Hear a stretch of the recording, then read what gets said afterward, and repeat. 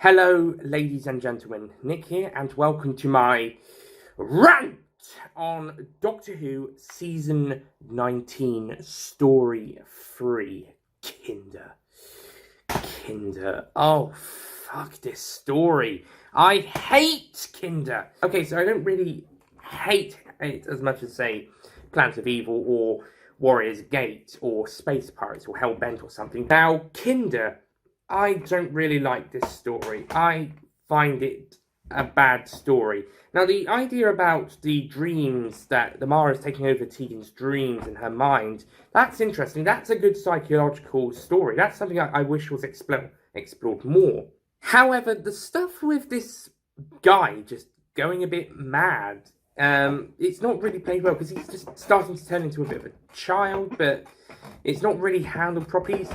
It's not really going very well. I would have preferred a more psychological story than what we got with this one. I was just checking who wrote it. I would have preferred something a bit more psychological instead of someone just falling under stress and starting to go mad.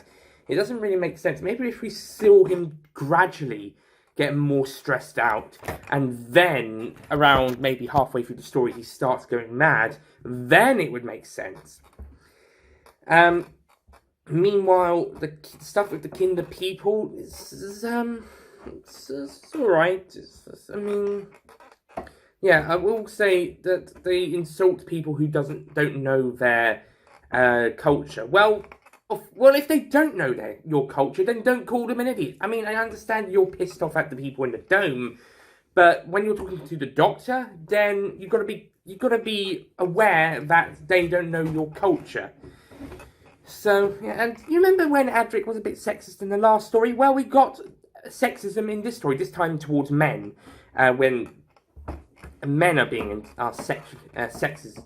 When Hannah, I think, the wise woman, gives some sexist remarks towards the Doctor because he's a man. Because that's what the audiences want to see. People being sexist. Yes, this story in False Doomsday. That's what audiences want to see. Sexism. This is the problem Twice Upon a Time had, people. This is why that story didn't get liked. Although that one was on an even worse scale, but it's the same problem. And on top of that, the people in the domes, it's just not likable. I don't like them. I don't even care for them. So there isn't any emotional response when they start going mad. When it's just not really. I don't really care. The only person I actually care for is Roberts, who's the sensible one. She doesn't go mad, so there isn't really as much of an emotional attachment towards these characters. Like I said, build them up. Build up the stress of the character who's feeling stressed and eventually starts going mad and childlike and all that. Build up that stress so halfway through he could snap, and then he can go mad in the third episode, and in the fourth episode he can go childlike. Episode 1 he could just be normal, but he's gradually getting more stressed, and then episode 2 show that more stressed out, that's the more stressed level character as he gradually gets more mad, and episode 3 just goes on full on mad. Then part 4, that's become childish behaviour. But the way it's actually handled is it's just, guys feel stressed. I'm in command. I will tell you what to do. Ah! Also, why does he arrest them? He has no reason to arrest them. At the end of part 1, he doesn't even know who they are. I mean, for all he knows, they could be friends from his ship. He hasn't asked. And he does the same with Roberts. He arrests her for no reason. What's his plan? His boss is not... He's the guy who was in command and who's left him in temporary charge. hasn't even left for 2 seconds before this guy just starts fucking around. There is also not really an explanation for him turning childlike. Why his mental disability to admit this. There's also no reason why he starts acting like a child. Maybe that if that was something explained, which in my proposed step-by-step going madness, maybe that's the final stage of madness. But how it is here, it's not really explained. I can see why the colonel person, whoever it was, the stuck-up typical colonel person who goes out and then comes back, I can see why he goes a bit mad. I can understand that reason, but not the other guy. Just because he's stressed doesn't mean he starts turning into a child, or child mindset. Doesn't make sense. We haven't even got onto the Mari yet, and we haven't even... Stuff doesn't make sense. Oh, and that reminds me, the editing is fucking awful throughout this story. It's the same problem I had with Logopolis and Castrovalva. It's mostly in the first half of the story, but it keeps happening. Let's say the Doctor and Roberts are talking... Tegan dream stuff. Back to Doctor and Roberts, back to Tegan. Maybe you move on to guy who's going a bit crazy, back to the Doctor and Tegan. There's even one bit, I think it's in episode 3, where the Doctor and maybe Roberts are talking, possibly with Hannah, or the girl, and they're talking, and then it seems to cut during the conversation to go and focus on another bit, and then it cuts back to them. Structure your scenes. Long scenes are fine. Short scenes are fine even, but structure them better. This is why longer scenes are okay, people. You can have long scenes of talking, so long as it keeps the interest at heart. But just cutting back and forth does not work. And I don't mean like a quick editing type of way. I mean just cutting to a scene and then cutting back to that other scene. You've got to structure it. As for the Mara itself, well, the Mara seems to actually be a pretty decent villain. Although when it does become a giant snake, it does look a bit ridiculous in 1982 visuals. The best stuff in this story is honestly with Tegan in her dreams. Yeah, there's a little hokey in the effects department, and it's a bit questionable what's actually going on to start with. I think the audio story Axis of Insanity did the whole crazy world situation going a bit better. I don't think that was due to dreams, but it was a crazier world with this funny jester character. There was another audio that did something that this story does better. I can't remember what it was. I think the problem is because it doesn't develop the madness, the insanity that the characters are going through, the dreamlike sequences. It doesn't develop them. It doesn't even develop the kingdom that beyond a few cultural points. A few talked about, but only even less shown. This story just is so focused on this one guy in the dome just going mad, but not developing it. And then everything else is just side dressing, apart from maybe the Tegan Mara stuff. But God, it's just not done well. I just wanted something a bit more psychological, braver, basically. Let's say braver and more confident in telling a more psychological story rather than this. And that's why the stuff with Tegan in the dreams is the best stuff, because they at least tried to do something. It's not all bad news. I mean, the actors do their best performance, especially our main cast, especially Janet Fielding. She does a good job, and Roberts is alright, although I think she is very over the top with that. No! Scream at the end of part 2. Very, very over the top. And also the girl playing, not Hannah, the girl who's around her, that Hannah then transmits her, or it sends her consciousness into. She's not that great either. She's a bit better when she's Hannah rather than the girl as an individual. But she's better when she's Hannah inside the body. Not really given a huge amount of explanation how that happens or why that is. Do they just have a descendant every generation or every couple of generations that the wise woman can send her consciousness into that body and pass it on down the line? because it feels a bit like what the Master does in the TV movie, where he just takes over a body and then he just basically kills them. Basically, that girl could have been an actual living girl. It's not like how Campo did it in Planet of the Spiders or the Watcher in Logopolis. It's not quite the same. They're more projections that also serve as individual people. But when the time's up, when let's say Campo, so Choji was a projection of Campo's next incarnation. He sort of felt like he was his own person, and then when Campo needs to regenerate, he would merge with Campo, and he sort of so he stopped being. So he kind of continued, but as Campo.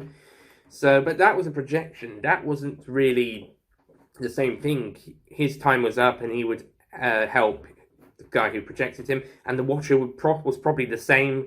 So he was helping the transition of the Fourth Doctor into 5, and then he would merge with 4 to regenerate into 5. But this feels more like what the Master did in the TV movie, where the Master took Bruce's body, and the same with Keeper Traken with Tramos. He just took the bodies and killed them, and just they took over the bodies. It feels the same here, except it was designed that way. So I don't know.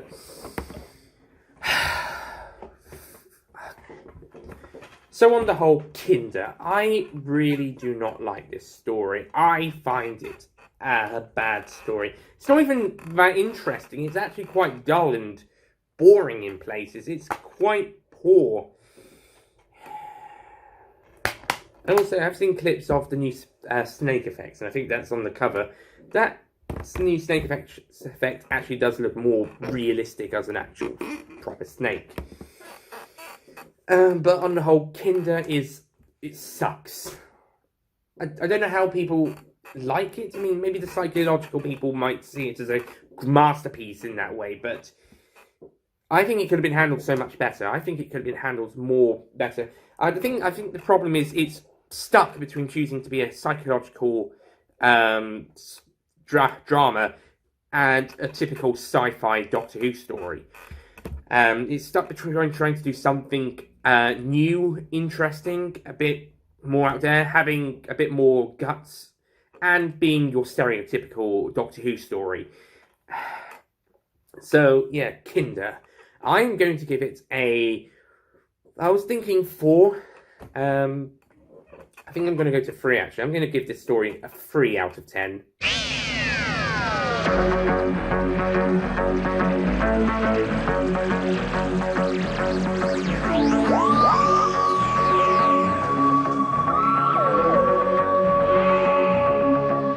There are a few good points, but I just get really pissed at this story. I don't know why. I mean, not quite as much as Planet of Fire. I get more pissed off whenever shit-faced guy who goes crazy over time, but as I mentioned, not developed well.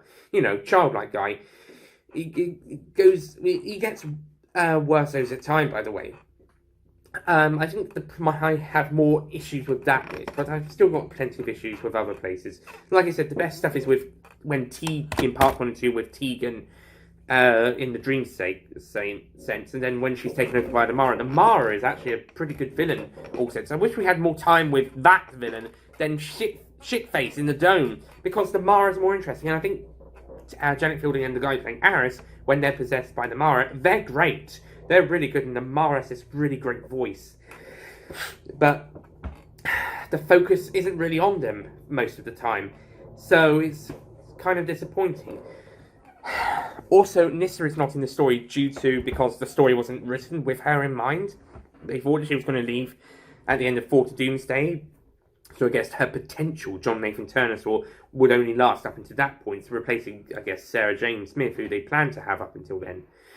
However, Peter Davison, the Doctor, actually said that she should stay on. So they just wrote a scene at the end of 4 to Doomsday where she fainted, very tacked on, by the way, I forgot to mention that last time, and then she just misses this story to recover. She's actually looking a bit more better in the scenes where she's supposed to be unwell here than she was at the end of 4 to Doomsday. A very tacked on reason. I'm sure you could have handled it a bit better.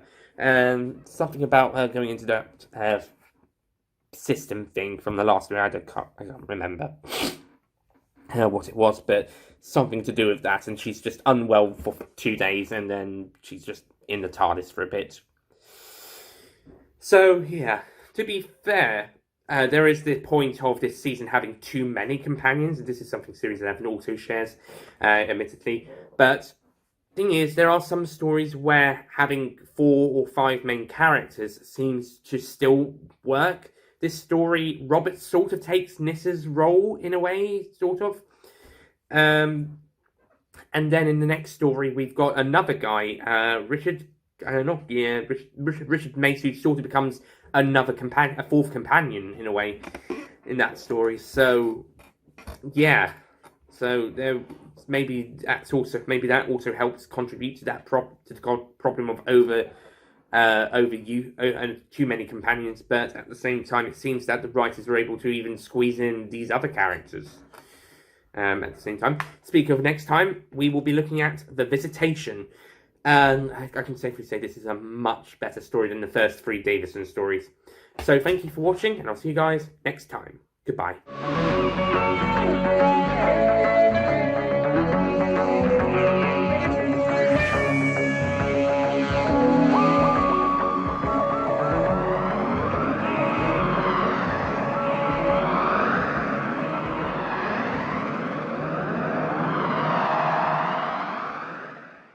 Don't forget to click below to subscribe to the official Nicholas Payne Retro YouTube channel.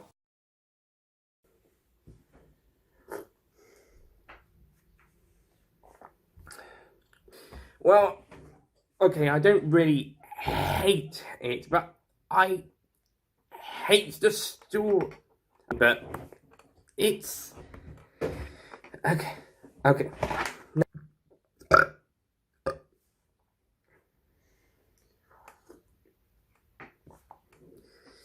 But it's not. But the way it is, but the way it's handled in, but no.